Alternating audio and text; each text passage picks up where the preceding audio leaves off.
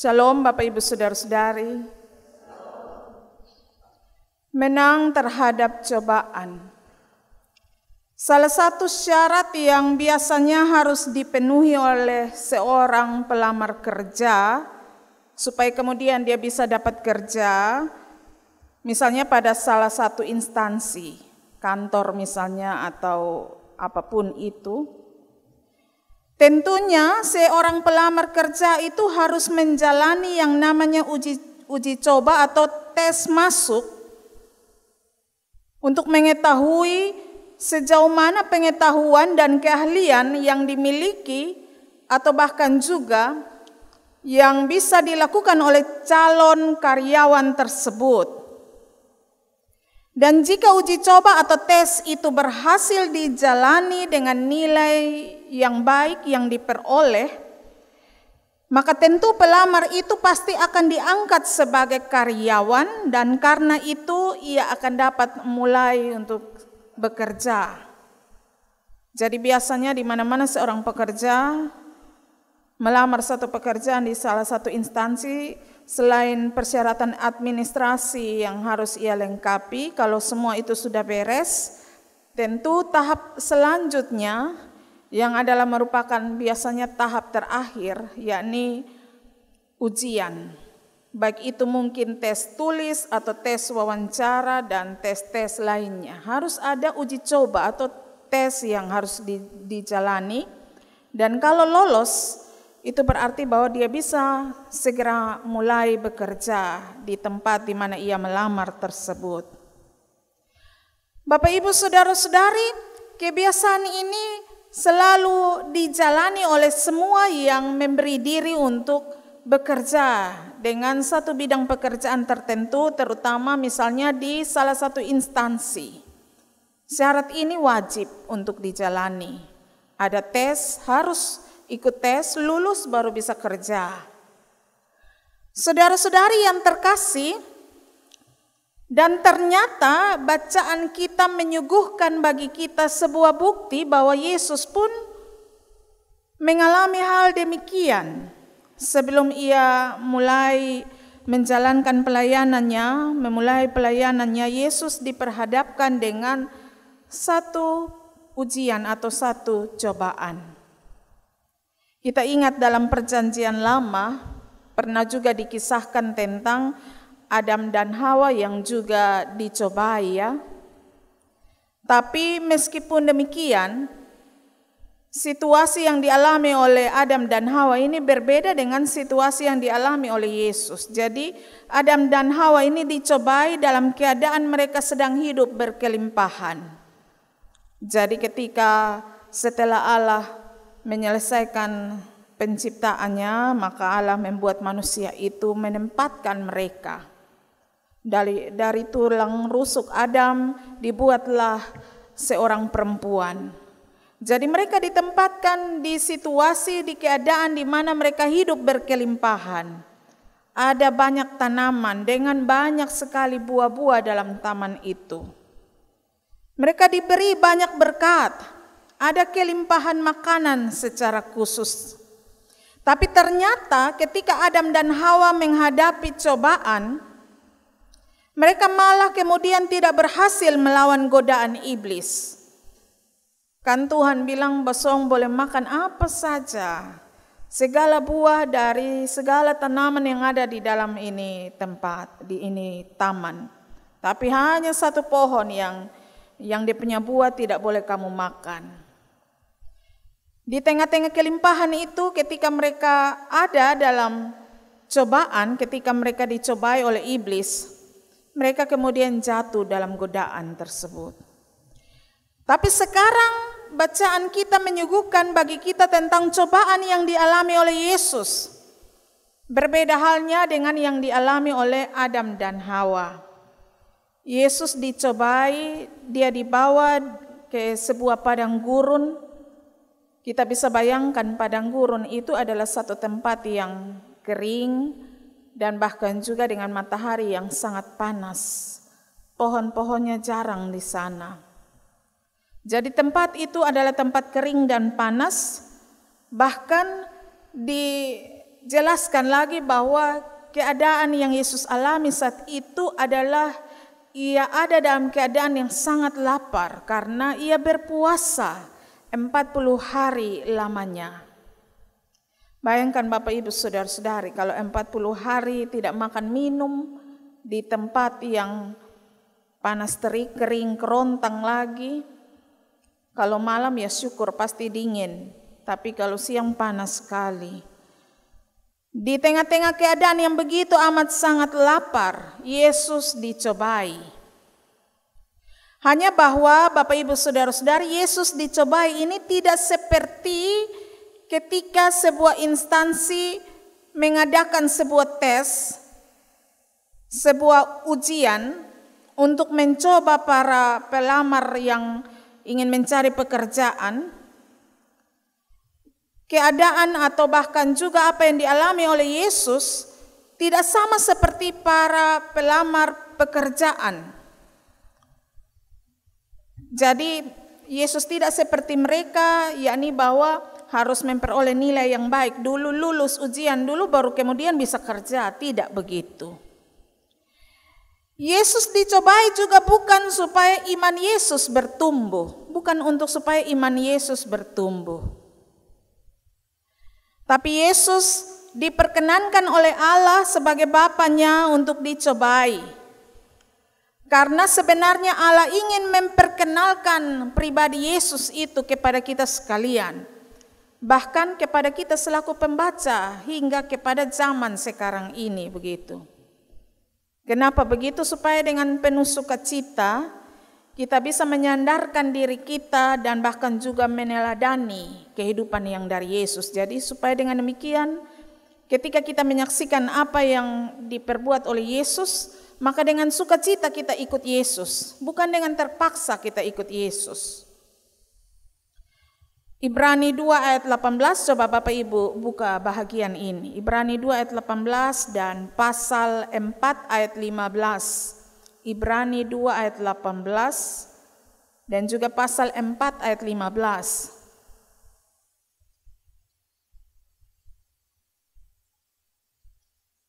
Ibrani 2 ayat 18.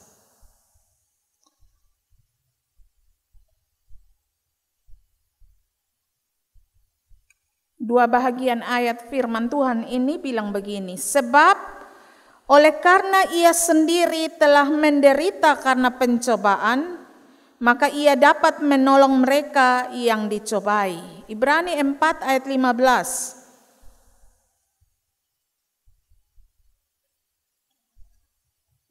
Sebab imam besar yang kita punya bukanlah imam besar yang tidak dapat turut merasakan kelemahan-kelemahan kita.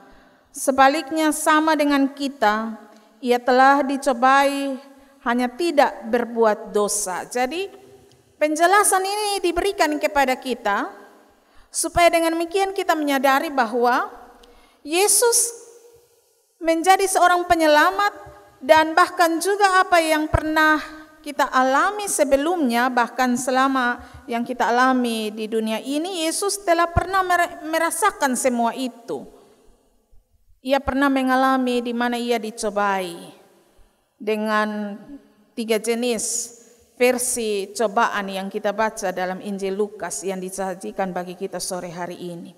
Dia pernah melewati masa itu dan setelah ia menang atas cobaan itu, ia menjadi penyelamat bagi kita semua. Karena itu dengan bangga hati, dengan penuh sukacita kita ikut Yesus.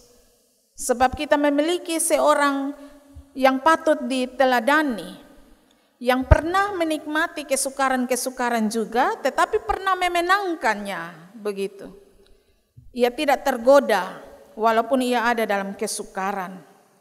Bapak Ibu Saudara-saudari, mari kita lihat cobaan-cobaan apa saja yang dialami Yesus.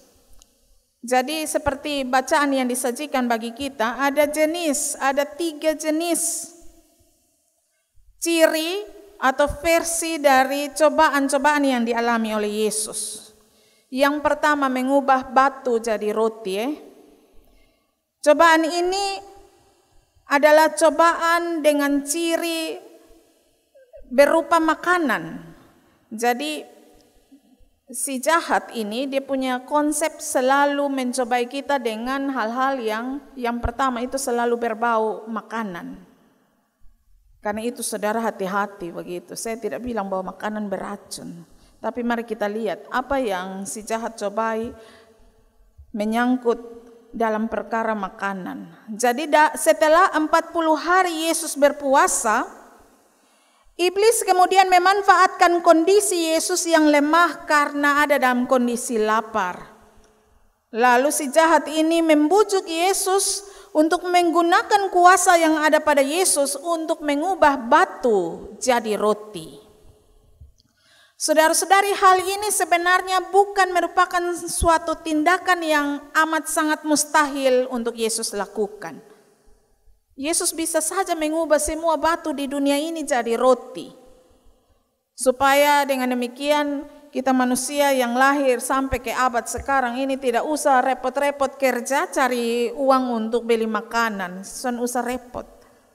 Keluar langsung lihat makanan ada tumpah ruah berlimpah-limpah di situ. Tinggal kemampuan kita makan saja. Yesus bisa saja mengubah semua batu yang ada di dunia ini untuk menjadi roti. Hanya bahwa Yesus adalah seorang pribadi yang tidak suka pamer kuasa. Ia bukan pribadi yang suka makan puji begitu. Kalau puji-puji sedikit makan puji, tidak. Yesus tidak seperti itu. Apalagi ia harus menaati apa yang diperintahkan oleh si jahat. Tidak bagi Yesus. Kuasa Yesus, kuasa yang dimiliki oleh Yesus itu hanya akan ia pakai untuk tujuan menghormati Allah sebagai Bapanya, untuk hormat dan kemuliaan nama Allah. Jadi bukan untuk mau makan puji atau mau pamer kekuasaan begitu. Makanya itu menjadi alasan kenapa Yesus menolak permintaan atau bahkan juga perintah si jahat untuk mengubah batu menjadi roti. Ulangan 8 ayat 3, bahagian Alkitab yang Yesus kemudian kutip untuk kemudian memberi jawab kepada si jahat ketika si jahat memerintahkan Yesus untuk mengubah batu menjadi roti. Yesus bilang, manusia hidup bukan dari roti saja, tapi juga dari setiap perkataan Allah, firman yang keluar dari mulut Allah. Saudara-saudari, memang cobaan pertama ini selalu dipakai oleh iblis untuk melemahkan kita dalam kehidupan kita di tengah-tengah dunia ini. Sebab yang namanya pangan, sandang, dan papan adalah 3 kebutuhan pokok yang begitu amat sangat mendesak, yang kita perlukan, kita butuhkan dalam hidup ini. Karena itu perlu kita akui tidak jarang dalam hidup ini karena urusan supaya punya 3 kebutuhan pokok ini saja, seringkali kita mengabaikan kehidupan beriman kita kepada Tuhan. Hanya karena untuk mengejar supaya kita bisa memiliki pangan, sandang, dan papan, tidak jarang kita mengabaikan kehidupan beribadah kita di hadapan Tuhan. Karena mau bagaya pakai baju baru, misalnya kemarin hari raya. Jangan sampai kita datang beribadah tanpa kita mempersiapkan hati. Atau kita sibuk memperhatikan orang lain pun busana. Dia pakai baju baru kosonde waktu hari raya. Yang bagi ukuran kita begitu amat sangat penting. Misalnya hari raya Natal kemarin. Dan lain sebagainya. Tidak jarang Bapak Ibu Saudara-saudari kita mengabaikan kehidupan iman kita di hadapan Tuhan. Karena persoalan pangan, sandang, dan papan ini. Misalnya saja gara-gara mau punya rumah bagus. Saudara bersaudara dalam satu keluarga, dalam satu marga, kakak beradik kandung. Mereka bisa saling baku marah, baku benci. Bahkan mereka bisa saling dengan berani baku sumpah. Sumpah sampai mati. Hanya karena baku rampas tanah. Hanya karena baku rampas rumah begitu. Dan lain sebagainya, harta warisan, apalagi. Karena itu dengan mengutip Ulangan 8 ayat 3 tadi, Yesus menjelaskan kepada kita bahwa dalam hidup ini, dalam mencari rezeki untuk memenuhi kebutuhan hidup kita, mari lakukan itu dengan sungguh-sungguh memperhatikan kehendak Allah. Di antaranya adalah jangan mencuri hanya untuk supaya perut kenyang, begitu toh. Lalu juga bahwa jangan menipu hanya untuk supaya mendapatkan rumah atau tanah warisan dan lain sebagainya. Ini perlu kita jujur, hanya gara-gara persoalan tanah, rumah, tipu muslihat sering kita lakukan, bahkan kepada saudara kita sendiri. Kita sering mengabaikan kehendak Allah, yang penting kita punya harta kekayaan itu. Yesus mengajari kita untuk mencari rezeki, menemukan rezeki dan menikmati rezeki dengan tidak mengabaikan kehendak Tuhan.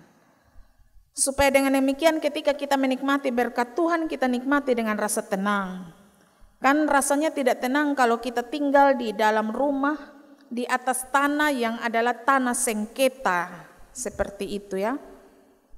Bahkan ada satu gurauan yang muncul, biasa muncul bilang orang yang hobi bersengketa itu jangan-jangan dia diciptakan dari tanah sengketa. Tapi kita tidak usah pakai itu gurauan ya. Artinya firman Tuhan ini mengingatkan kita untuk mari menikmati berkat Tuhan, tapi mari menjaga juga diri dan hati kita sehingga kita tidak kemudian mencari, menggumuli, menikmati semua itu dalam keadaan yang tidak tenang karena melangkahi apa yang Tuhan kehendaki.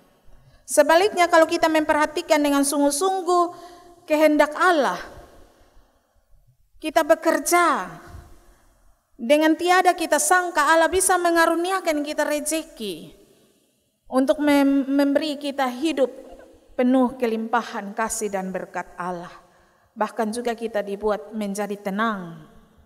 Hal yang kedua, Bapak Ibu Saudara-saudari, Yesus dicobai dalam perkara kuasa atau bahkan kekayaan dan kuasa. Kalau kita bicara tentang kuasa, Bapak Ibu Saudara-saudari, pasti selalu akan berhubungan dengan yang namanya kedudukan, popularitas, juga bahkan kebanggaan diri. Jadi yang namanya kalau seseorang diberikan kuasa, selalu akan muncul godaan untuk menyalahgunakan kuasa tersebut untuk memenuhi kepentingan dan keinginan dirinya sendiri. Karena itu iblis coba menawarkan kuasa, kedudukan, kehormatan, kekayaan ini kepada Yesus, asalkan dengan satu syarat, Yesus mau tunduk dan menyembah si iblis ini. Jadi dalam hal ini iblis melakukan kebohongan ya. Dia menunjukkan kepada Yesus bahwa semua yang ada ini akan diberikan kepada Yesus. Seolah-olah dia mau bilang di Yesus, Tuhan lihat ini semua ini bepunya. Saudara-saudari jangan tertipu dengan setan. Setan biasa tipu kita bilang semua dia punya. Padahal kita tahu dari kesaksian Alkitab bahwa Allah lah yang empunya kehidupan ini. Karena itu semua yang ada ini adalah milik dari Allah. Karena itu jangan tertipu. Ada orang yang bahkan juga dia orang Kristen, dia sudah Kristen lama-lama juga, tapi karena dia bosan mengkali hidup menderita terus, satu hari dia pisonggo-songgo di tengah hutan sana. Sontak dia menghadap pohon apa? Pohon pisang ke pohon apa sontak? Songgo-songgo untuk supaya cepat jadi kaya. Lalu muncullah si jahat dengan tipuannya. Kalau lu mau jadi kaya, besok bekas kaya. Besok buka mata, datang tidur. Tiba-tiba tidur di atas emas, permata, berlian, intan, apa segala macam. Begitu. Itulah cara si jahat menipu kita. Dia memanipulasi semua yang menjadi milik Allah, seolah-olah semua itu adalah milik dia. Padahal tidak. Karena itu menghadapi cobaan ini Yesus menjawab dengan mengutip Ulangan 6 ayat 23. Enyahlah iblis, sebab ada tertulis engkau harus menyembah Tuhan Allahmu saja. Bapak Ibu saudara-saudariku, dari jawaban Yesus pada cobaan yang kedua ini mengingatkan kita supaya dalam hidup ini kita mesti rajin dan setia untuk membekali diri kita dengan pengetahuan yang mendalam tentang kehendak firman Tuhan. Yakni dengan membaca, dengan setia membaca, menggali, memahami ayat-ayat, bahkan juga teks-teks yang ada dalam Alkitab. Lalu juga perlu membekali diri kita dengan pengetahuan atau pengajaran lainnya yang adalah pengajaran yang sungguh dan benar, selaras dengan apa yang Tuhan kehendaki. Dogma atau pengajaran dalam gereja seperti apa? Kenapa begini? Ini perlu kita juga cari tahu, sehingga perlu juga kita gali apakah sudah selaras dengan kehendak Tuhan atau belum. Pengetahuan-pengetahuan ini perlu kita gali, kita miliki, sehingga kita tidak mudah untuk disesatkan oleh rupa-rupa pengajaran yang palsu yang mengatasnamakan Tuhan Yesus. Tapi sebenarnya dia hanya menguntungkan dirinya sendiri. Bahkan juga sebenarnya dia mengabaikan kebenaran Allah. Dia hanya pakai label Tuhan Yesus, tapi sengaja sah. Zaman sekarang ini kan banyak yang pakai label Tuhan Yesus, itu banyak. Tapi firman Tuhan bilang, semua yang benar, semua yang asli datang dari Tuhan itu akan kelihatan dari dia punya buah. Buah seperti apa yang ia hasilkan. Apakah buah itu sesuai dengan buah roh Allah, ataukah dia berbuah-buah macam-macam begitu. Buah-buah yang tidak sesuai dengan kehendak Allah. Karena itu saudara-saudari yang terkasih, terutama juga kaum muda-mudi, sebagai juga penerus bangsa, sebagai juga bahagian dari gereja, berilah dirimu dengan rajin dan setia untuk menekuni pengajaran Alkitab. Ini sekarang kelas katekisasi baru dibuka, tapi nanti setelah dibuka, tekunilah itu dengan sungguh-sungguh, tidak sekedar datang isi absen, duduk melamun-melamun, dengar pengajar baomong-baomong sampai selesai lalu cepat pulang. Yang penting absen hadir terus supaya waktu mau sidi, saya sidi begitu, karena saya tidak pernah alpa. Tapi datang di kelas katekisasi, melamun di dalam kelas katekisasi. Kadang ada juga yang datang kelas katekisasi ini dia tidak bawa Alkitab. Pasti dia hafal ini ayat Alkitab dari Kejadian 1 ayat 1 sampai Wahyu, pasal terakhir hingga ayat terakhir. Saya pendeta, saya tidak hafal itu ayat Alkitab dari Kejadian 1 ayat 1 sampai ke Wahyu terakhir. Ma ini anak katekisasi dong, inhar dong baru mulai dong hafal, memang luar biasa.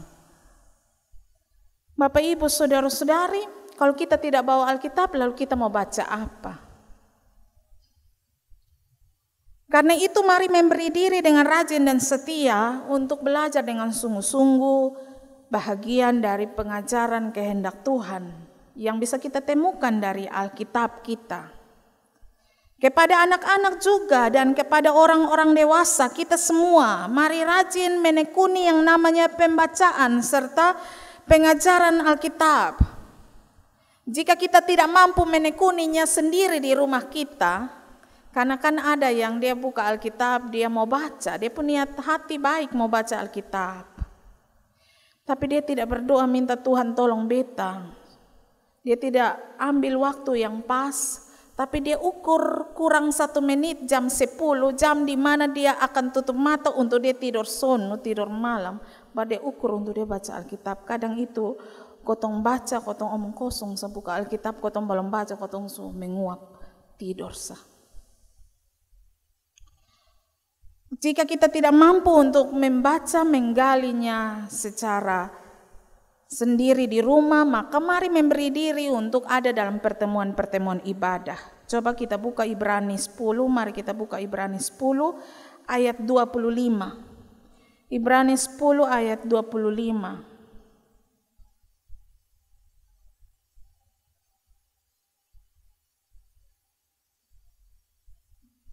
Saya ajak kita coba baca bersama-sama Ibrani 10 ayat 25, 1, 2, 3.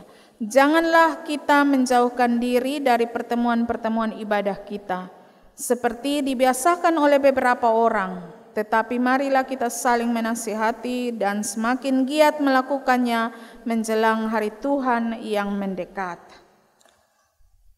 Hal yang ketiga, cobaan yang ketiga. Ini yang terakhir, yakni bahwa cobaan terkait menyangkut jaminan keselamatan, perlindungan, kenyamanan, dan ketenangan hidup. Jamkesmas, jaminan keselamatan begitu. Saudara-saudari, dengan licik iblis mengutip Mazmur 91 ayat 11 sampai 12 yang tadi kita pakai, kita baca sebagai Mazmur pujian kita secara berbalasan itu.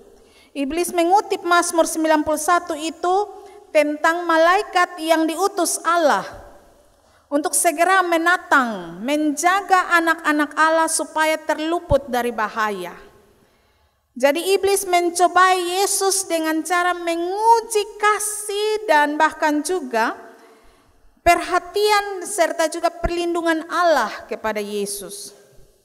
Iblis menyuruh Yesus untuk terjun bebas dari hubungan bait Allah ke bawah.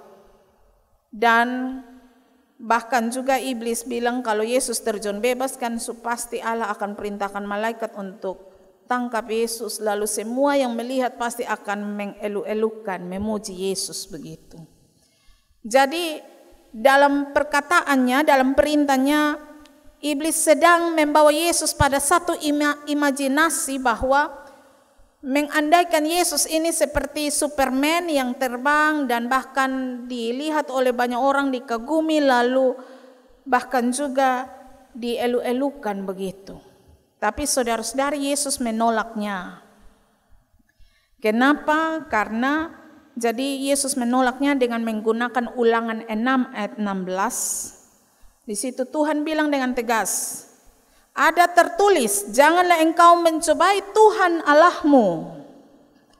Jadi iblis ini dengan licik merekayasa cobaan tersebut seolah-olah memperlihatkan maksudnya baik supaya Yesus itu dipuji, dikagumi oleh banyak orang. Tapi sebenarnya mengandung makna.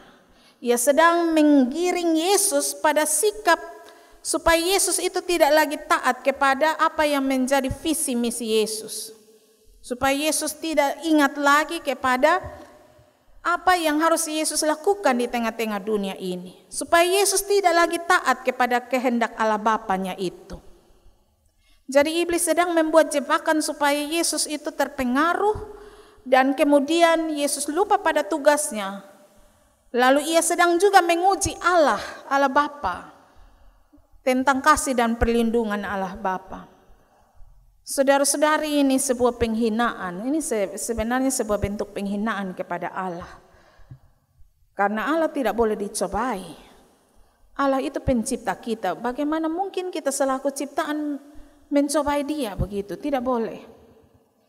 Jadi dari ketiga cobaan iblis ini, saudara-saudari, Lukas memberi pesan penting kepada kita. Pesan itu adalah bahwa saudara-saudari harus menyadari bahwa saudara-saudari harus menang terhadap cobaan yang dari iblis. Ini berita penting. Kita harus menjadi pemenang-pemenang terhadap cobaan dari si jahat. Lalu apa yang harus kita lakukan supaya kita bisa menang? Yang pertama ada dua hal. Saudara-saudari, mari memberi diri untuk senantiasa dipenuhi oleh Roh Kudus. Kita ingat dalam kesaksian kitab-kitab Injil, sebelum Yesus ada dalam cobaan, sebelum Yesus dicobai, setelah Yesus dewasa, ia memberi dirinya untuk dibaptis. Dan karena itu Roh Kudus berdiam dalam diri Yesus, sehingga membuat Yesus memahami apa yang menjadi kehendak Allah Bapanya. Sehingga dengan demikian Yesus kemudian dapat menentukan keputusan yang tepat dan benar sesuai dengan kehendak Allah Bapanya. Jadi itu fungsinya Roh Kudus. Jadi penting sekali supaya kita juga memohonkan pimpinan Roh Kudus kepada kita sekalian. Kenapa? Supaya kita mampu untuk melihat kehendak Allah, di atas kehendak dan keinginan diri kita. Karena kalau mau bilang kita ini pandai juga tidak. Kita ini kuat juga kita selalu lemah. Kita selalu ada dan diperhadapkan dengan berbagai cobaan. Kadangkala kita tahu ini yang benar, tapi kita tidak melakukannya. Karena apa? Karena kita kurang memberi diri untuk dipimpin oleh Roh Allah. Dan supaya kita bisa melakukan apa yang menjadi kehendak Allah, kita dimampukan memiliki hikmat yang dari Allah, mohonkan Roh Allah itu untuk senantiasa berdiam pada diri kita dan memimpin kehendak diri kita. Firman Tuhan kan bilang, mintalah maka kamu akan mendapat, begitu. Jadi mintalah kuasa Roh Kudus itu. Lalu yang kedua, saudara-saudari, penting bagi kita untuk menjadikan firman Allah sebagai konsumsi nutrisi atau bahkan juga vitamin rohani bagi kita sehari-hari. Karena itu berilah diri untuk senantiasa hadir dalam pertemuan-pertemuan ibadah. Lalu dalam pertemuan ibadah mari share berbagi firman Tuhan sebagai juga suatu bentuk penguatan untuk kita saling menasihati, saling mengingatkan supaya kita memiliki pemahaman iman yang benar sehingga kita tidak mudah ditipu oleh si jahat. Itulah yang mesti kita lakukan. Setelah kita mohon pimpinan Roh Kudus, mari rajin untuk men-share firman Tuhan. Mari rajin ada dalam ibadah untuk mendengarkan firman Tuhan dan men-share-nya, membaginya bagi orang lain. Saudara-saudari yang terkasih, di sepanjang hidup kita tidak akan pernah lepas dari cobaan. Kita ingat bahwa dalam pembacaan kita tadi di ayat yang terakhir dikatakan bahwa setelah Yesus memberi jawab kepada si iblis dengan jawaban mengutip Ulangan 6 tadi, pada cobaan yang ketiga, si iblis kemudian mengundurkan diri. Tetapi ia bukan kemudian berdiam untuk selama-lamanya. Ia hanya mengundurkan diri mencari waktu yang pas untuk kemudian mencoba Yesus lagi. Kalau Yesus saja sudah mengalami seperti itu, kita semua sebagai pengikut Yesus juga pasti mengalami hal yang sama. Karena itu sebagai orang-orang yang harus menang dalam cobaan, mari memberi diri untuk mohon pimpinan Roh Kudus, mari meneliti kebenaran firman Tuhan, mari setia membagikannya supaya kita memahami apa yang benar, dan supaya kita tidak mudah tertipu oleh bujukan dan rayuan si jahat. Selamat meneliti dan mengagumi kuasa Allah, selamat menghormati Allah karena keajaiban yang senantiasa Ia berikan bagi kita. Selamat menikmatinya, Tuhan memberkati kita.